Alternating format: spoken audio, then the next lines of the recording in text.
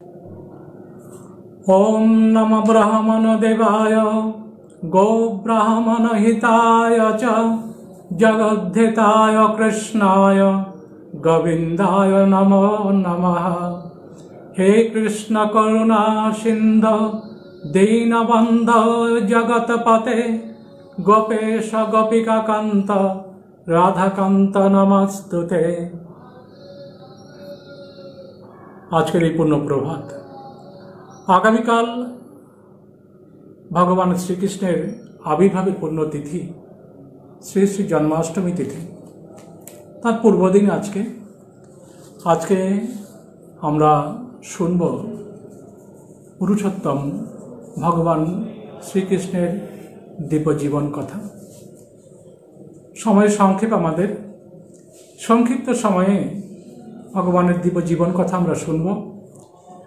আজকের এই পূর্ণ অনুষ্ঠানটির যারা দর্শন করছেন, শুনছেন, সকলকে সপ্রেম স্বাগত। ভগবান শ্রীকৃষ্ণের কৃপা আশীর্বাদ আপনাদের পরিবারের বন্ধুবর্গ আত্মীয় পরিজন সহ সকলের শিরে বর্ষিত এই প্রার্থনা জানাই। আগামীকালই জন্মাষ্টমী তিথি, খুব সুন্দর তিথি। আজকে আমরা শুনব যে ভগবান শ্রীকৃষ্ণ কেন জন্মগ্রহণ করেছিলেন। শ্রীমদ্ ভগবদ গীতাতেই তার ইঙ্গিত তিনি দিয়েছেন। শ্রী ভগবান বলছেন, যখনই ধর্মের গ্লানি হয় পৃথিবীতে, ঠিক সেই সময় ধর্মের গ্লানি যখন হবে, অধর্মের অভ্যুত্থান হবে, আর দুষ্ট দুর্বৃত্তরা যখন খুব প্রতাপশালী হবে এবং সৎ ব্যক্তিরা লাঞ্ছিত হবে, ঠিক সেই সময় ভাগবতী শক্তি অবতরণ করেন এই মর্তভূমিতে। সমগ্র পৃথিবীর মধ্যেই ভারতবর্ষই একমাত্র দেশ যেখানে ভাগবতী শক্তি বারবার অবতরণ করেছেন জগতের কল্যাণের জন্য। পৃথিবীর আর কোনো দেশে কিন্তু স্বয়ং শ্রী ভগবান কৃপা করে কিন্তু আসেননি। কোথাও পাঠিয়েছেন তার প্রিয় পুত্রকে, কোথাও পাঠিয়েছেন তার প্রিয়, তার আজ্ঞাবাহী কাউকে, কিন্তু ভারতবর্ষে স্বয়ং ভগবান নিজে এসছেন, মানব লীলা করেছেন। আমরা যেহেতু মানুষ, আমাদের মতো শরীরে এসে তিনি কিন্তু মর্তলীলা তিনি করেছেন। শ্রী ভগবানের যে পরম লীলা, সেই লীলার স্থান যদিও বৈকুণ্ঠ বা গোলক, কিন্তু মর্তলীলা ভগবানের প্রেমের লীলা, ভক্তর সাথে লীলা করার এক অনুপম এক ক্ষেত্র, পুণ্যক্ষেত্র। আর আমরা সমগ্র ভারতবাসী, সনাতন ধর্মে যারা অনুসারী বিশ্বাসী, আমরা ভগবানের সেই প্রিয় আপনজন, যে আমাদের আহ্বানে শ্রী ভগবান বারবার ধুলার ধরণীতে নেমে আসেন। আসুন শ্রোতা বন্ধুরা, শুনি ভগবান শ্রীকৃষ্ণের দিব্য জীবন কথা। কেন এসেছিলেন শ্রী ভগবান? একটা যুগ সন্ধিক্ষণ তখন। রাজশক্তি প্রবল প্রতাপান্বিত, প্রজাপীড়ন করছে, লাঞ্ছনা করছে, গঞ্জনা দিচ্ছে। তার ঠিক সেই সময় আপনার যেটাকে বলে আর কি পৃথিবীর ভার, ধরণীর ভার যেটাকে বলা হচ্ছে আর কি শাস্ত্রে, এই পৃথিবীর ভার স্বরূপ যখন আর কি সমস্ত দেবতারা গেলেন প্রজাপতি ব্রহ্মার কাছে, পৃথিবীতে শান্তি প্রতিষ্ঠা করা, প্রজাপুরের মঙ্গল প্রতিষ্ঠার জন্য ভগবান ব্রহ্মার কাছে গেলেন, তার কাছে মন্ত্রণা করার জন্য। ব্রহ্মা কৈলাসে গেলেন ভগবান আশুতোষ শিবের কাছে। ভগবান শিব, ভগবান ব্রহ্মা, সমস্ত দেবতারা মিলে ক্ষীরসাগরের তীরে গেলেন। ভগবান শ্রী বিষ্ণু পরম যোগে যেখানে মগ্ন। ভগবান শ্রী বিষ্ণুর চারটে মূর্তি। এক মূর্তিতে তিনি কি করেন? ক্ষীরসাগরে তিনি যোগস্থ থেকে থাকেন, তিনি শয়ন করে থাকেন, সাহিত্য থাকেন। তার এই যোগনিদ্রার অবসানে যখন তিনি জাগরিত হন, যোগ্য ব্যক্তিদের তিনি বর প্রদান করেন। দ্বিতীয় মূর্তিতে তিনি তপস্যা করেন জগতের কল্যাণের জন্য, সমস্ত প্রজাদের, সমস্ত জীবের কল্যাণের জন্য তিনি তপস্যা করেন। তৃতীয় মূর্তিতে সমস্ত জীব শরীরে থেকে তিনি সমস্ত কর্মাদি তিনি পরিচালনা করেন। চতুর্থ মূর্তিতে তিনি সমস্ত কিছুর দ্রষ্টা। এই ভগবান বিষ্ণুর 4 মূর্তি। যেই মূর্তিতে ভগবান শ্রী বিষ্ণু ক্ষীরসাগরে শায়িত থাকেন যোগসজ্জায় অনন্তনাগের ওপর, সেই মূর্তির কাছে গিয়ে কি করলেন? ব্রহ্মা, ভগবান শঙ্কর, সমস্ত দেবতারা পুরুষ সূক্ত মন্ত্রে ভগবানকে স্তুতি করলেন। বেদের মন্ত্র, ঋগ্বেদের 10ম মণ্ডলের মন্ত্র 91তম সূক্ত, পুরুষ সূক্ত মন্ত্র। দেখবেন আপনার পুরোহিত মণ্ডলী যখন পুজো করে, ভগবান নারায়ণ শিলার, শালগ্রাম শিলার যখন অভিষেক হয়, যারা ভারত সেবাশ্রম সঙ্গের যারা শিষ্যভক্ত তারা তো ভালোই জানবেন, বা যারা অন্তত আশ্রমে গেছেন, শ্রী শ্রী গুরু মহারাজের যে অভিষেক মন্ত্র হয় এই পুরুষ সূক্ত মন্ত্রের প্রথম মন্ত্রে ওম সহস্র শীর্ষা পুরুষ সহস্রাক্ষ সহস্রপাত সববিজ্ঞং সর্বত স্পৃত্বাত্ততিষ্ঠদ্দশাঙ্গুলম। এই মন্ত্র আপনার, এই মন্ত্রে পুরুষ সূক্তের মন্ত্রের এই প্রথম মন্ত্র। তো এই মন্ত্রে তাকে করলেন, ভগবানকে স্তুতি করলেন, ভগবান প্রসন্ন হলেন, প্রবোধিত হলেন। ভগবান প্রসন্ন হয়ে ভগবানকে করলেন আপনার এই তখন বর প্রদান করছেন, বলছেন দেবতাদের এবং ভগবান ব্রহ্মা এবং শঙ্করকে বলছেন যে কি উদ্দেশ্যে আপনাদের শুভাগমন এখানে। ভগবানের কাছে আগমন কখনো বিফল যায় না, তার দর্শন মাত্রই সমস্যার সমাধান হয়ে যায়। তা তখন কি করলেন? এই ঠিক সেই সময়ে যদুবংশীয় রাজা ছিলেন সুরসেন, তিনি মথুরা রাজা ছিলেন। তাই সুরবংশীয় ছিলেন বসুদেব, আর দেবক রাজার কন্যা ছিলেন দেবকী। বসুদেবের সাথে দেবকীর বিবাহ সম্বন্ধ স্থাপিত হলো। তো তখন আপনার যখন নাকি গেছেন ভগবান শ্রী বিষ্ণুর কাছে, তখন ভগবান শ্রী বিষ্ণু কি করলেন? বললেন যে তোমরা যখন আমার কাছে এসছো দেবগণ, তো জানবে সমস্যার সমাধান হয়ে গেছে। দৈব বাণী প্রেরিত হলো, সমস্ত দেবতাদের বললেন যে দেখো আমি স্বয়ং ধরার ভার, পৃথিবীর ভারকে কি করব? অপসারণের জন্য, শান্তি শৃঙ্খলা প্রতিষ্ঠার জন্য, সৎ ব্যক্তিদের প্রতি রক্ষা করার জন্য, অসাধু অসৎ ব্যক্তিদের নষ্ট করে দেওয়ার জন্য আমি নিজে স্বয়ং আমি মানব শরীরে অবতীর্ণ হব ধুলার ধরণীতে, ভারত ভূমিতে। আর হ্যাঁ দেবগণ, তোমরাও সকলে তোমরা মানব শরীরে, আমি যদুবংশে আমি অবতীর্ণ হব দেবকী আর বসুদেবের পুত্র হয়ে। তোমরা সবাই যদুবংশে, তোমরা সকলে মানব শরীরে জন্মগ্রহণ করো। সমস্ত দেবতারা ভগবানের আগমনের আগেই কিন্তু যদুবংশে জন্মগ্রহণ করেছেন। তা সেইখানে দেখব আমরা এসছেন ভগবানের যে দিব্য ঐশ্বর্য পেয়েছেন বসুদেব আর দেবকী। তারা দীর্ঘ তপস্যা করেছেন। আমরা একটুখানি ফিরে যাব, এটা দাপর যুগের ঘটনা আমরা বলছি। তার আগে ত্রেতা যুগ, তার আগে সত্যযুগ। আমরা দেখব সত্যযুগে এই দেবকী আর বসুদেব তারাও আপনার মানব শরীর লাভ করেছিলেন। বসুদেব ছিলেন প্রজাপতি সুতপা, আর দেবকী ছিলেন তার পত্নী সাধ্বী কৃষ্ণী। তাই এই জন্মে তখন কি করেছেন ভগবান প্রজাপতি ব্রহ্মা কি করলেন?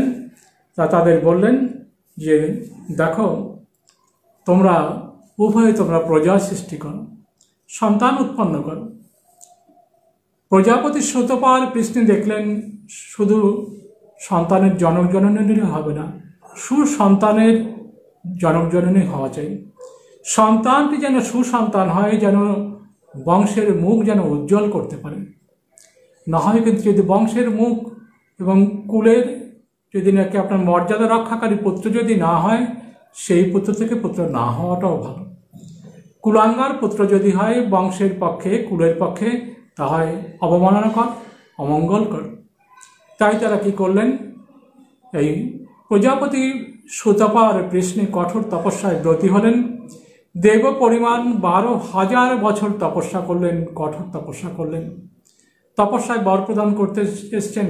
তপস্যা আপনি যখনই করবেন, তপস্যা মানে কি? তাপসহ, ক্লেশ সহ্য করা। কোনো বিশেষ উদ্দেশ্য সাধনের জন্য যে কৃচ্ছ ব্রত কষ্টকে সহ্য করা, শারীরিক যে ক্লেশকে সহ্য করা, তাকেই বলে তপস্যা। দেখবেন আপনারা অনেকে পঞ্চতপা করেন, চারদিকে 4টি অগ্নিকুণ্ড, ওপরেও আপনার গ্রীষ্মের খরতাপ সূর্যের, এই একটা তপস্যা। অনেকে কি করেন, আপনার জলের মধ্যে শীতকালে আকণ্ঠ নিমজ্জিত করে, গলাপন্ত নিমজ্জিত করে তপস্যা করেন, শীতকে সহ্য করেন। তপস্যা কি? তপস্যা হলো আপনার এই যে প্রকৃতির যখন যা আপনার ভাবটা, এইটাকে সহ্য করা, এটাই হলো একটা তপস্যা। তাই তপস্যা করছেন সুতপার পৃষ্ঠে। ভগবান প্রসন্ন এই বর প্রদান করতে আসলেন, তা বললেন বৎস বর প্রার্থনা করো। কৃষ্ণ আর সুতপা উভয়ে বর প্রার্থনা করলেন, প্রভু তোমার মাত্র যেন একটি পুত্র হয়। ভগবানের তুল্য পুত্র চাইলেন, আমার পুত্র রাজা হোক, সম্রাট হোক, তা নয়, বললেন প্রভু তোমার মাত্র পুত্র চাই। ভগবান বর প্রদান করতে এসছেন, বর প্রদান না করে ফিরে যেতে পারেন না। তিনি অনেকক্ষণ চিন্তা করলেন। তিনি তখন চিন্তা করে দেখছেন যে ত্রিজগতে আমার মতো, অর্থাৎ ভগবান চিন্তা করছেন ভগবানের মতো আর বিকল্প, ভগবানের কোনো বিকল্প হয় না। মানুষের বিকল্প হয়, ভগবানের কোনো বিকল্প হয় না। তার বিকল্প একমাত্র তিনি, তার প্রতিকল্প একমাত্রই তিনি। তিনি তখন ভাবলেন আমার তো কোনো বিকল্প নেই যে আমি বর প্রদান করতে পারি, ঠিক আছে আমি পুত্রত্ব স্বীকার করব। বর প্রদান করলেন, হ্যাঁ সুতপা প্রশ্নে তোমরা কঠোর তপস্যা করেছ, দিব্য 12,000 বছর দেববর্ষ, তা বর প্রদান করলাম, আমি পুত্র হয়ে জন্মগ্রহণ করব তোমাদের। এই জন্যে ভগবান সুতপার পৃষ্ণী গর্ভে জন্মগ্রহণ করেছিলেন বলে ভগবানের এক নাম হলো পৃষ্ণী গর্ভ। দ্বিতীয় জন্ম, কশ্যপ অদিতি কঠোর তপস্যা করছেন। দেবমাতা অদিতি যে পুত্ররা, তাদের থেকে আদিত্য বা দেবগণ, আদিত্য শব্দের একটা অর্থ সূর্য, আরেকটা অর্থ দেবতা। তো এই অদিতির গর্ভে যারা জন্মগ্রহণ করেছেন তারা সকলেই তারা দেবতা। কশ্যপ পত্নীর দ্বিতীয় গর্ভে যারা জন্মগ্রহণ করেছেন তারা সকলে দৈত্য। পিতা যতই মহান হোক না কেন, মাতার সংস্কার, মাতার স্বভাব সন্তানের উপর খুব ফলবতী হয়। পিতা যখন উভয়েরই এক, দ্বিতীয় অদিতি, স্বামী কিন্তু এই কশ্যপ, কিন্তু আপনার এই কশ্যপের যে দুই পত্নী দ্বিতীয় অদিতি, তাদের গর্ভজাত সন্তানরা, অদিতির যারা গর্ভজাত তারা হলেন দেবতা, আর দ্বিতীয় গর্ভজাত তারা হলেন আপনার দৈত্য। কেন হলেন? ওই মায়ের যে সংস্কার, সেই সংস্কার বলে। তা দেবতা দৈত্যের একটা চিরন্তন সংগ্রাম অতীতেও হয়েছিল, বর্তমানেও আপনার দেবস্বভাব। দেবতা কাদের বলে? যারা শুভ স্বভাব সম্পন্ন, যারা নাকি আপনার পরিবার, সমাজ, রাষ্ট্র এবং পৃথিবী রক্ষায় যারা মঙ্গলকর, যারা নাকি আপনার মনোনিবেশ করেন, যারা প্রয়াস করেন, তারা দেবতা। আর দৈত্য কারা? যারা ধ্বংসাত্মক একটা প্রক্রিয়ায় বিশ্বাসী, মানব সভ্যতাকে যারা ধ্বংস করে দিতে চায়, তারা হলেন দৈত্য। তো এই দেবদৈত্যের সংগ্রাম চিরন্তন, অতীতকালেও ছিল, সত্য ত্রেতা দাপর কলিতে আমরা দেখব সর্বত্রই আছে, এখনও আছে। পৃথিবীর আপনার বিভিন্ন জায়গায় আপনি তাকিয়ে দেখতে পাবেন শুভ সংস্কার, শুভ চিন্তার সাথে অশুভ প্রয়াসের একটা সংঘর্ষ, তা ভবিষ্যতেও থাকবে। তো এই যখন সংকটময় মুহূর্তে যুগসন্ধি ক্ষণে তখন কি করলেন? অদিতি দেবতাদের তখন আপনার দুঃখ দুর্দশা দেখে দেবমাতা অদিতি কি করলেন? কশ্যপ মুনির কাছে নিবেদন করলেন, প্রভু আমার সন্তানরা নিপীড়িত হচ্ছে, তা তাদের মুক্তির পথ কি, তাদের কল্যাণের পথ কি? কশ্যপ বললেন, দেখো তাদের একমাত্র মুক্ত করতে পারেন ভগবান শ্রীবিষ্ণু। তা আমি তোমাকে একটা ব্রত শিখিয়ে দিচ্ছি, পুংসবন ব্রত। 1 বছর ব্রতটা কঠোর ব্রত। 1 বছর দুগ্ধ ফলমূলাদি খেয়ে থাকতে হবে, একাহারী হয়ে থাকতে হবে, ভগবানের নাম জপ করতে হবে, তপস্যা করতে হবে, কারোর সাথে বিবাদ করা যাবে না, কারো অকল্যাণ করা যাবে না, কারো ক্ষতি করা যাবে না। এই 1টা বৎসর যদি কঠোর যদি ব্রতকে যদি তুমি ধারণ করে রাখতে পারো, সেই ব্রতের ফলে ভগবান প্রসন্ন হয়ে তোমার গর্ভে জন্মগ্রহণ করবেন।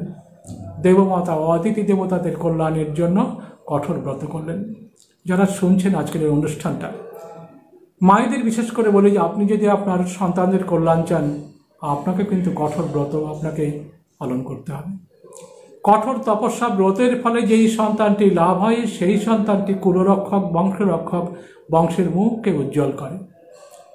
আবেগবশে শুধুমাত্র আপনার পার্থিব যে শারীরিক চাহিদার বশে যেই স্বামী স্ত্রীর মিলনের স্বাভাবিক যেই সন্তান জন্মগ্রহণ করে তারা কিন্তু ততটা ভালো হয় না। তো এই দেবমাতা অদিতি কঠোর তপস্যা করেছেন, কৃচ্ছতা করেছেন, তার ফলে কি করলেন? প্রসন্ন হলেন ভগবান, বর প্রদান করতে এসছেন। অদিতি বর চাইলেন, তোমার তুল্য পুত্র চাই, তোমাকে পুত্ররূপে চাই। ভগবান প্রসন্ন হয়ে বর প্রদান করলেন। ভগবান শ্রীবিষ্ণু জন্মগ্রহণ করলেন অদিতির গর্ভে, তার নাম রাখা হলো উপেন্দ্র। দেবরাজ ইন্দ্রের যেহেতু কনিষ্ঠ ভ্রাতা, তাই নাম হলো উপেন্দ্র। শরীরটা ছিল ছোট্ট, ডোয়ার্ফ, অর্থাৎ তাই নাম রাখা হলো বামন অবতার। এই ভাদ্র মাসের কৃষ্ণপক্ষ চলছে, শুক্লপক্ষের দ্বাদশী তিথিতে সত্যযুগে অদিতির গর্ভ থেকে জন্মগ্রহণ করেছিলেন ভগবান বামনদেব, অর্থাৎ উপেন্দ্র। তাই এই তিথির নাম হলো বামন দ্বাদশী। তা এরপরে তৃতীয় জন্ম শ্রী ভগবানের। ভারতবর্ষের সনাতন ধর্মের রক্ষা, মানব সমাজকে রক্ষা, পৃথিবীর ভার হরণ। পৃথিবীর ভারটা কি? পৃথিবী কি তাহলে ভারী হয়ে যাচ্ছে? পৃথিবী কখনো কি কম হয়? তা না। পৃথিবীর ভার হলো পৃথিবীতে রাজন্য শক্তি যখন নাকি আপনার প্রজাকে যখন পীড়ন করে, যখন নাকি আপনার ক্ষত্রিয় শক্তি, রাজ্য পরিচালক শক্তি যখন আপনার প্রজার অমঙ্গল করতে থাকে, সেইটা হলো পৃথিবীর ভার। পৃথিবীকে সুশৃঙ্খল করার জন্য, শান্তি প্রতিষ্ঠা করার জন্য ভগবান জন্মগ্রহণ করবেন। তা এই ভগবান বর প্রদান করলেন যে আমি যদুবংশে জন্মগ্রহণ করব, তাই বসুদেবের এবং দেবকীকে আমি পিতামাতা রূপে স্বীকার করে নেব। সমস্ত দেবতারা জন্মগ্রহণ করলেন যদুবংশে। তো এই যে জন্মগ্রহণ করলেন ভগবানের জন্ম প্রাকৃত জন্ম নয়। আমাদের মানুষের জন্ম পিতামাতার থেকে জন্ম প্রাকৃত জন্ম, ভগবানের জন্মকে বলে দিব্য জন্ম। তার কর্ম স্বাভাবিক মানুষের কর্ম নয়, দিব্য কর্ম। ভগবদ গীতাতে ভগবান খুব স্পষ্টীকরণ করছেন দিব্য জন্ম এবং কর্মের কথাটা ভগবান খুব সুন্দর করে বোঝাচ্ছেন। গুরু মহারাজের জন্ম হয়েছিল এইরকম দিব্য জন্ম। ভগবান আশুতোষ সেই বর প্রদান করে বলেছিলেন বিষ্ণুচরণ এবং সারদা দেবীকে, বলছেন বিষ্ণুচরণকে বলছেন, পুত্ররূপে আবির্ভূত হয়ে আমি তোমার মনোবাসনা পূর্ণ করিব। সারদা দেবীকে তিনি বর প্রদান করে বলছেন, মা আমি তোমার কোলে এলাম। প্রাকৃত জন্ম হয়নি শ্রী শ্রী গুরু মহারাজের, ভগবান শ্রীকৃষ্ণেরও কিন্তু প্রাকৃত জন্ম হয়নি। ভগবান শ্রীকৃষ্ণ যখন জন্মগ্রহণ করবেন তার আগে আমরা দেখতে পাবো, দেখবেন আপনার একটা পৃথিবীর ইতিহাসকে যদি আপনারা পর্যালোচনা করেন, ইতিহাস শুধু পড়লে হয় না, ভালোভাবে দেখবেন পৃথিবীর ধর্ম সাহিত্য, ধর্মের ইতিহাসগুলো, পুরাণ ইতিহাসগুলো আপনি পর্যালোচনা করে দেখবেন, যত শুভ জিনিস এসছে, শুভ ঘটনা এসছে, সব অশুভের থেকে কিন্তু শুভের উৎপত্তি হয়েছে। অশুভর থেকে শুভের উৎপত্তি। তো এই যখন নাকি আপনার কালনেমী নামে এক দৈত্য ছিল, ভগবান শ্রী বিষ্ণু তাকে বধ করেছিলেন। পরজন্মে কালনেমী নামে দৈত্যই কিন্তু জন্মগ্রহণ করেছেন আপনার কংস নামে। কংস জন্মগ্রহণ করেছেন প্রবল প্রতাপশালী। মগধ রাজের 2 কন্যা অস্থি প্রাপ্তিকে বিবাহ করেছেন, জরাসন্ধের 2 কন্যা অস্থি প্রাপ্তি বিবাহ করেছেন, সন্তানাদি হয়েছে। আরও অনেক পত্নী গ্রহণ করেছেন। আর তার দেখবো যে তার যারা নাকি বন্ধু বান্ধব যারা আর কি, তারা সকলেই দৈত্য দানব সম, অঘাসুর, বকাসুর, প্রলম্বাসুর, তৃণাবর্ত, কাল, তারপরে এরকম আপনার দেখবো সব পুতনা, চানুর, মুষ্টিক, সব দৈত্য দানবরা, নরকাসুর, শিশুপাল, দন্তবাক্র, আরও অনেকে, এরা সব কিন্তু কংসের সহায়ক। তখন প্রবল প্রতাপশালী কংস। কেমন প্রতাপশালী? দৈত্য সংস্কৃতি, দানবীয় সংস্কৃতি শুভ সংস্কৃতি নয়, ধ্বংসাত্মক সংস্কৃতি। কংস নিজ পিতা উগ্রসেনকে কি করেছেন? কারাগারে নিক্ষেপ করে রাজ সিংহাসনটাকে তিনি দখল করেছেন। কংসের যে খুড়তুতো বোন ছিল দেবকী, দেবকীর কন্যা দেবকী, দেবকীর বিবাহ যখন হয়ে গেল বসুদেবের সাথে, বসুদেবের আরও পত্নী ছিলেন। বিবাহ হয়ে যে নবপরিণীতা বধূকে নিয়ে বসুদেব যাচ্ছেন তার নিজের রাজ্যের দিকে, প্রাসাদের দিকে। আর কংস কিন্তু আপনার পূর্বজন্মের দৈত্য ছিলেন বটে। দেখবেন খারাপ মানুষের মধ্যে কিছু ভালো কিছু আপনার সংস্কার কিন্তু থাকে। ভগবান শ্রীকৃষ্ণ শ্রীমদ্ ভগবত গীতায় খুব সুন্দর করে বলছেন, ন মে দেশ অস্তি ন প্রিয়। অর্জুনকে বলছেন, দেখো অর্জুন, আমি কাউকে বিদ্বেষ করি না, আর আমার প্রিয় কেউ নেই, তবেই না তিনি ভগবান। তা দৈত্য দানবরা ভগবানকে বিদ্বেষ করে, কিন্তু ভগবান কিন্তু দৈত্য দানবদের বিদ্বেষ করেন না, তাদের উদ্ধারের জন্য কিন্তু তিনি নিরন্তর কিন্তু প্রয়াস করেন। কেন করেন? কেন? এটা তার উদ্ধার লীলা। কেন? ভগবানই তো সৃষ্টি করেছেন জগৎ চরাচরের সমস্ত সৃষ্টি তো তার থেকেই উৎপন্ন। শ্রুতি খুব সুন্দর করে নির্দেশ করছেন, ইয়ত বা ইমানি ভূতানি জায়তে येन জাতানি জীবন্তি যত প্রয়ন্তি সংবিশন্তি। যার থেকে সমস্ত জীব চরাচর জাত হলো, জন্মগ্রহণ করার পর যার অনুকম্পায় সকলে বেঁচে আছি আমরা, তিনি আমাদের আহার জাতি জীবন ধারণের সব উপকরণ তিনি ব্যবস্থা করে দিচ্ছেন। আর অন্তিম সময়ে জীব দেহের নাশে আমাদের কর্মফল ক্ষয় হয়ে গেলে আমরা যার মধ্যে প্রবেশ করব, শ্রুতি বলছেন তিনি হলেন ব্রহ্ম, তিনি পরমাত্মা। ভগবান কি করলেন? জন্মগ্রহণ করবেন, তার আগে যখন দেবকী বসুদেব যখন যাচ্ছেন, এই কনিষ্ঠা ভগ্নীটিকে দেখবেন আপনার ছোট বোনকে সবাই খুব ভালোবাসে, দাদারা, আর দিদিকে খুব শ্রদ্ধা করে। তাই ছোট বোন কনিষ্ঠা ভগিনী খুব ভালোবাসতেন কংস।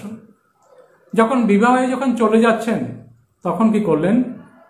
নিজেই আপনার রথের খুব একটা সুন্দর রথ, শ্রেষ্ঠ একটা রথ নিয়েছেন, সেই রথে নিজেই কিন্তু আপনার অশ্বমুখের বলগাটাকে তিনি ধরেছেন, রথ নিজে চালাচ্ছেন।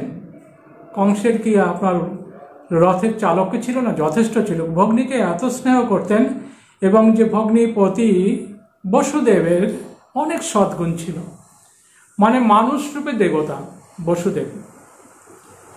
কারণ আপনার পূর্বজন্মে কঠোর তপস্যা করেছেন, তিনি সেই সুতপা নামে প্রজাপতি, পরজন্মে তিনিই আপনার কশ্যপ। স্বাভাবিক তার অনেক সদ্গুণ থাকবে। তা কি করলেন? রথ চালাচ্ছেন তখন, আর সেই সময় হঠাৎ দৈববাণী হলো, যখন নাকি আপনার পথ দিয়ে যাচ্ছে রথ, রাজপথে যাচ্ছে, তখন হঠাৎ দৈববাণী শুনতে পেলেন কর্ণ। রথের বলগা, অশ্বের মুখের বলগা থামালেন, স্থিরভাবে তিনি স্পষ্ট তিনি দৈববাণী শুনতে পেলেন, তুমি যাকে বহন করে নিয়ে যাচ্ছ, রথ যা চালাচ্ছ, সেই তোমার ভগিনী দেবকীর অষ্টম গর্ভের সন্তান হবে তোমার নিয়ন্তা। শুনলেন তিনি দৈববাণী। দৈববাণী কখনো অসত্য হয় না। কি করলেন তিনি? সঙ্গে সঙ্গে তিনি তার কর্তব্য স্থির করে ফেললেন, তরবারিকে কোষমুক্ত করলেন, দেবকীকে বধ করবেন, সদ্য নবপরিণীতা দেবকী কনিষ্ঠা ভগিনীকে বধ করবেন। বসুদেব নবপরিণীতা বধূকে বাঁচানোর জন্য বললেন, আপনি এত মহান, কি দুষ্কর্মটা আপনি করছেন? তো তখন বলছেন বসুদেব কংসকে যে, দেখুন, আপনার মহত্ব সর্বজনবিদিত, আপনি বিচারশীল, নারীবাদ সব থেকে বেশি অকল্যাণকর, অযশস্কর। চিরকাল আপনার অপবাদ থেকে যাবে যে আপনি নিজের কনিষ্ঠা ভগ্নীকে, বিশেষ করে নবপরিণীতা, তার মঙ্গল সূত্রটা এখনো বাধা আছে, সদ্য গতকাল বিবাহ হয়েছে, আর সেই অবস্থায় আপনি তাকে বধ করলেন। সমস্ত জগতে আপনার এই কুযশটা প্রচারিত হবে। রাজন, আপনি দুষ্কর্ম থেকে বিরত হন, একটুখানি আমার কথা শুনুন। আপনি দৈববাণীতে কি বলল? আমিও তো স্পষ্ট শুনেছি যে দেবকীর অষ্টম গর্ভের সন্তান হবে তোমার নিহন্তা। তো আপনি দেবকীকে বধ করতে যাচ্ছেন, কিন্তু দেবকী তো আপনার নিহন্তা নন। দৈববাণীতে দেবকী আপনাকে নিহন্তা তো বলেনি, তার অষ্টম গর্ভের সন্তান হবে আপনার নিহন্তা। রাজন, আমি প্রতিশ্রুতি দিচ্ছি, বসুদেবের এক নাম ছিল আনক দুন্দুভি। তার জন্মের সময় স্বর্গের দুন্দুভি মানে বাদ্যযন্ত্র সব বেজে উঠেছিল। সত্যসন্ধ ছিলেন বসুদেব, কংস জানতেন। প্রতিজ্ঞা করলেন, প্রতিশ্রুতি দিলেন, এর প্রত্যেকটি সন্তানকে, শুধু অষ্টম গর্ভের সন্তান নয়, প্রথম থেকে যতগুলো সন্তান জন্মগ্রহণ করবে সব সন্তানকে আপনার হস্তে সমর্পণ করব। আপনি বুঝে দেখবেন, যদি মনে করেন তাদের বধ করবেন করবেন, যদি মনে করেন তাদের বাঁচিয়ে রাখবেন রাখবেন। কংসর মাথাটা একটু ঘুরে গেল, চিন্তা করলেন কি করার কর্তব্য। ভাবলেন যে প্রস্তাবটা খুব মন্দ নয়। দেবকীর থেকে তো আমার তো মৃত্যুর আশঙ্কা নেই, দেবকীর অষ্টম গর্ভের থেকে তার প্রথম সন্তান জন্মগ্রহণ করলো। তাই এইরকম সন্তান যখন জন্মগ্রহণ করছে, একটি একটি করে সন্তান, প্রথম সন্তান জন্মগ্রহণ করলেন কীর্তিমান। প্রতিশ্রুতি মতো কি করলেন, কংসর হাতে দিয়েছেন, বসুদেব নিয়ে গিয়ে। সুন্দর ফুটফুটের শিশু। তো এই শিশুটিকে দেখে ভাবছেন যে এই শিশু কি আমার নিহন্তা হবে, আমাকে বধ করবে? এ তো নয়, বধ করবে তো অষ্টম গর্ভের সন্তান, এ তো দেবকীর প্রথম গর্ভের সন্তান। ভাবছেন একে বসুদেবের কাছে ফেরত দিয়ে দেবকীর কোলে ফেরত চলে যাক। এইরকম যখন ভাবছেন, তখন দেবর্ষি নারদ আসলেন। দেখবেন যেখানে একটা বিবাদ আমরা বলি বটে, নারদ শব্দের অর্থ কি? নার শব্দের অনেক অর্থ। নার শব্দ অর্থ জল, নারায়ণ মানে নরের যিনি অয়ন বা আশ্রয়স্থল, আর জলকে যিনি আশ্রয় করে থাকেন তিনিও নারায়ণ। আর নারদ শব্দের একটা অর্থ হলো, নার শব্দের অর্থ হলো জ্ঞান দানকারী, তিনি জ্ঞান প্রদান করেন। কংসকে কি করবেন, মুক্তির উপায়টা তিনি বলে দেবেন। দৈত্য কিন্তু তারও মুক্তির প্রয়োজন আছে। আমরা যে অশুভ কাজ করে তার অশুভ কাজটাকে আমরা ঘৃণা করব, ব্যক্তিটাকে আমরা ঘৃণা করব না। মানুষের মনের পরিবর্তন হয়, দুষ্কর্মের পরিবর্তন নাও হতে পারে। দুষ্কর্মের জন্য কি হয়, তাকে কিন্তু আপনার শাস্তি পেতে হয়, অশুভ হয়, অমঙ্গল হয় তার। তাই দেবর্ষি নারদ আসলেন, তাকে জ্ঞান প্রদান করবেন। বললেন, রাজা তুমি বড় খুব সরল সোজা, তুমি একটু ভেবে রেখেছো যে এই যে দেবকীর প্রথম পুত্রকে তুমি যে তার দেবকীর কোলে ফেরত দেবে, তা কে বলতে পারে যে দেবকীর প্রথম পুত্রই তোমার নিহন্তা হবে না? দৈববাণী যদি হয়েছিল অষ্টম গর্ভের সন্তান, কিন্তু দেবতাদের কিন্তু এই ভাবটা বোঝা কিন্তু খুব মুশকিল। এমন হতে পারে যে সমস্ত পুত্ররা মিলে কি করলো, অষ্টম গর্ভের সন্তানটির সাথে যদি মিলিত হয় তবে প্রবল প্রতাপান্বিত হবে, তোমার পক্ষে কিন্তু সেটা ভয়ঙ্কর হয়ে দাঁড়াবে। তুমি একটু বিচার করে দেখো। কংস কি করলেন, তখন বিস্ময় বিমূঢ় হয়ে গেলেন। বিচার শক্তি লোপ পেল, এই পুত্রটিকে তিনি বাঁচিয়ে রাখতে চাইলেন না, বধ করলেন প্রথম পুত্র কীর্তিমানকে। তুই একটি করে পুত্র সন্তান জন্মগ্রহণ করতে লাগলো। প্রথম পুত্র যে নাম হলো তার হলো কীর্তিমান, দ্বিতীয় পুত্র ভদ্রসেন, তৃতীয় পুত্র সুসেন, তৃতীয় পুত্র ভদ্রসেন, চতুর্থ পুত্র ঋজু, পঞ্চম পুত্র সংবর্ধন, ষষ্ঠ পুত্র ভদ্র, সপ্তম পুত্র বলদেব, অনন্তনাগের অবতার ভগবানের, আর হলো অষ্টম পুত্র স্বয়ং ভগবান শ্রীকৃষ্ণ। এই একে একে 6টি পুত্রকে জন্মগ্রহণ করছে পুত্র। বসুদেব কি করছেন, এনে দিচ্ছেন। যখন নাকি আপনার প্রহরীরা কারাগারে, দেবকী বসুদেব কারাগারে বন্দী, তাই সেই অবস্থায় আপনার যখন কারারক্ষীরা এসে খবর দিচ্ছে শ্রীকৃষ্ণ কংসকে, তখন কংস একটি একটি করে পুত্রকে কী করছেন, শিলাখণ্ডের ওপরে রেখে পা দুটোতে ধরছেন, আছাড় মারছেন। তারা তীব্র আর্তনাদ করে প্রত্যেকেই মৃত্যুকে বরণ করছে। 6 পুত্রের মৃত্যু হল। সপ্তম গর্ভ হল। ভগবান শ্রীকৃষ্ণ কি করলেন, তার অগ্রজ বলরামজিকে আগে পাঠালেন। কেন পাঠালেন?